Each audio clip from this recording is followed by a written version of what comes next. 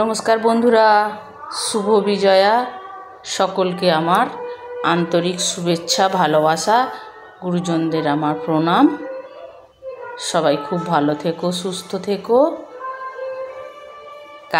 আজ বিজয়া দশমী হলো, কাল নবমীর দিন ঠাকুর দেখতে বেরিয়েছিলাম তোমাদের সঙ্গে, সেগুলোই একটু শেয়ার করলাম।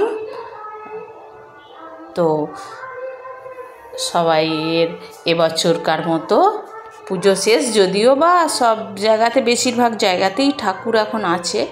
এটা হচ্ছে আমাদের হাটতলার মা, আমার বাড়ির পাশেই। তো এখানেই আমরা অঞ্জলি দিই। এবারে অঞ্জলি দেওয়া হয়নি, আগের ভিডিওতেই তোমাদের জানিয়েছিলাম আমার শাশুড়ি মা মারা গেছেন, 1 বছর বাৎসরিক এখনো হয়নি।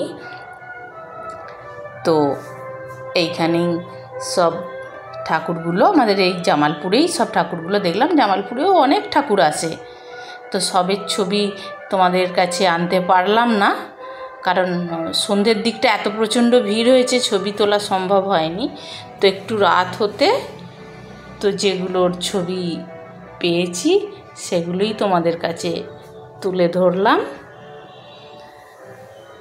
তো আবার একটা বছরের অপেক্ষা, মা আসবে।